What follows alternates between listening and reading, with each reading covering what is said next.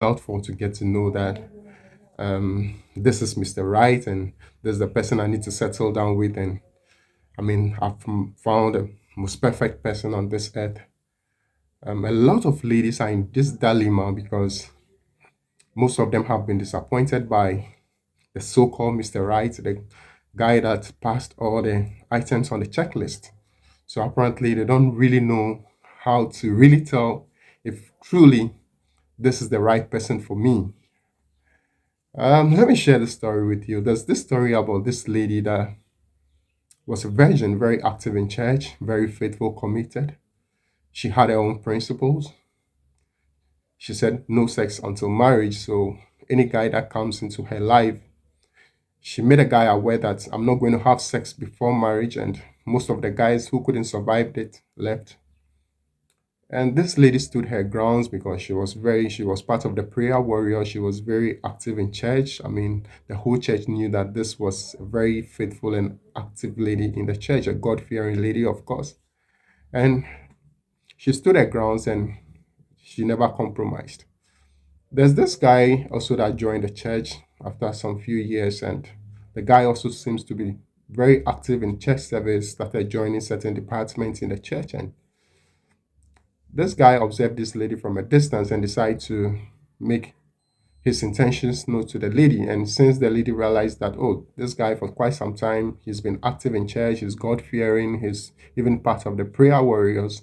Let me consider his proposal. So they decided to start a relationship. And I think after 2 years, solid 2 years without no sex, they finally decided to tie the knot. And they had one of the most beautiful traditional weddings. Everything went on well, and everybody was happy. Both parents were very excited. She bought the lady one of the most expensive rings, did a very beautiful wedding for this lady, and they have to go to their honeymoon. And on the day of their honeymoon,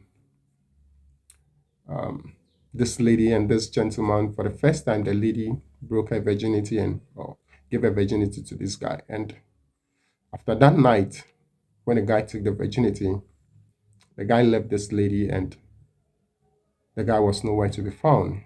The guy only called the lady and told her for stressing her, not giving her the sex that she wanted, he wanted. He decided to do everything possible to make sure that he gets only that thing out of this lady. So after the wedding, after the marriage, this guy left this lady. And apparently, this lady is devastated. She's in an emotional trauma psychologically. I don't think that she's easily going to bounce back. How then do you convince this lady that saw every good thing in the man, a guy who was patient, who was ready to wait, who was not pursuing her that, oh, I want to sleep with you, I want to do this. The guy was very gentle, very calm, loving, bought things for her, sponsored a portion of her education, did so many things for her until they got married, and all that the guy wanted was the sex. How do you convince this lady that this is Mr. Right or this is the right man for you? Let me give you another scenario of this lady also, who was also a virgin, who met this guy while the lady was having some health conditions. The lady used to spend sleepless nights at the hospital, and this guy will be running shifts with the lady's parent, morning, afternoon, evening, any little space the guy gets, make sure that he could afford anything that the lady wanted, was always there. The parents knew this guy. The guy went out of his way, sacrificed, did everything. The lady felt attracted to this guy. He was almost Mr. Right because he had passed every test on the bucket list or on the checklist. So obviously, this is Mr. Right. And since there was trust, there was commitment, both parents knew each other, everything was set. The ladies, when the guy demanded for sex, the lady was a virgin, but since the trust was there, the commitment was there, everything was there, the lady decided to give in. But after the lady gave in to the sex, after some time, the guy traveled to a certain place, and all of a sudden, The guy was not minding this lady again and giving this lady attention. But everything showed that this guy was into this lady and he really loved this lady 100%. So, how then do you convince this lady also that this is Mr. Right or this is the right person for me? And I think a lot of people find themselves in this kind of situation and this kind of dilemma. And they keep on asking the question, how then do I find Mr. Right? And everything that people talk about when it comes to Mr. Right, most of these people have experienced it. And I don't think these are the only two ladies out there who are having issues with this kind of problem. A lot of ladies out there are also having very serious or similar situations to deal with. I want to tell you this, that the gospel truth is there's no Mr. Right out there. There's no perfect man out there. But again, the truth is we attract who we are. And when we change the way we look at things, the things we look at also change. I think I'm sounding a bit philosophical here. Yeah, I'm going to explain this to you. I want you to understand one thing, that there's no Mr. Right out there and there's no perfect man out there. I often tell some ladies that you could meet a guy in the club, and that first night, excuse me to say, even though it's not morally right, you guys could end up having sex. And that guy could turn out to be the best husband you ever meet. And you could also date a guy for 5 years, 10 years, 8 years, and he will turn out to be your worst nightmare. So using sometimes some of this checklist to ascertain whether someone is Mr. Right or not may end up putting you into trouble. Because sometimes some of the guys that are coming to your life to play with you knew the things that they must do to pass that checklist. They are very patient, they are very kind, very generous. They go out their way to make sure that you get stuffs. So I often tell ladies that the fact that a guy buys you expensive things, calls you morning, afternoon, evening, and is always there for you doesn't make him Mr. Right. And sometimes you might meet a guy who is going to be Mr. Right, but his attitude, his character from day one was going to piss you off, and you might think that he's not the right person. So people will say that it takes a lot of grace for you to know that this is Mr. Right or this is, not Mr. Right. I think that most of the problem is from us. We are impatient.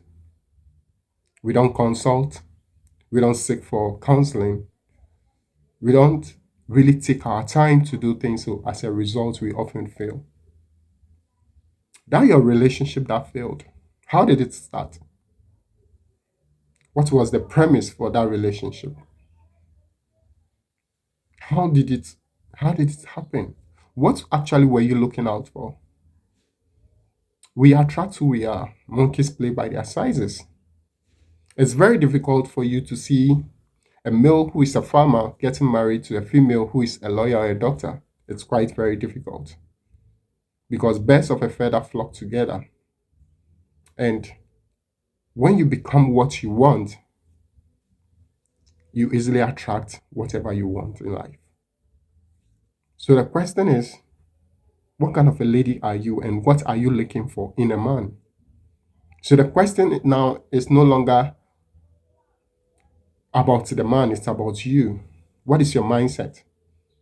Are you looking for a father for your kids, or you are just looking for a man who's going to drive you in a car? I'm not saying that you should be dating a broke man or a lazy man or a man who doesn't have anything, but I think that most often a lot of ladies miss it because of what they are looking for. Because someone could be in your life who genuinely loves you, who really want to be with you, but his status at the moment doesn't look like he's the one. And I can assure you that 90% or a lot of ladies today are more into what a guys can afford than who really they are. Most ladies are not driven by the vision that a guy carries. They are driven by what is around the person.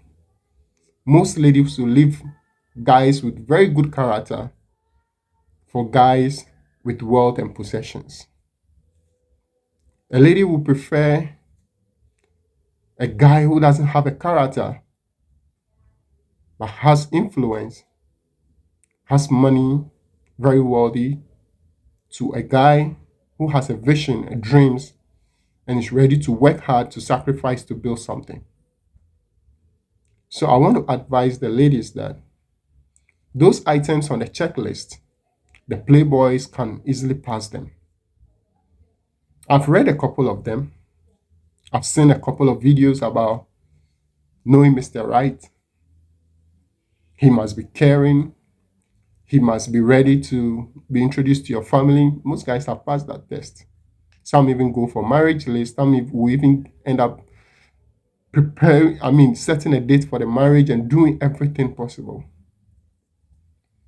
He must be someone who, no matter how busy he is, he always finds time to call you. A lot of guys who pass that test. So in this generation and this time that we live in, it's very difficult for you to use these two naked eyes to look for Mr. Right. But when you develop yourself or you become what you are looking for, you definitely attract Mr. Right. If you want to marry a king, you first need to be a queen. If you want to marry a king, you, the lady, need to be a queen. If you want to marry a wealthy man, how industrious are you? If you want to marry a guy with a good character, what is your character? If you want to marry a guy who is prayerful, he's probably always in church. Where do you find yourself? We often attract who we are. And most often, most of these things happen because of what the ladies tend to be looking out for. But I think that the first thing you need to do before you find the right person for yourself is to make sure as a lady, you develop yourself. You put yourself in check. And you must be ready to be patient. You must be ready to look for men that have more vision, dreams, who are ready to and be ready to support them to be able to achieve those dreams. Because most of these already made men have also their minds made up.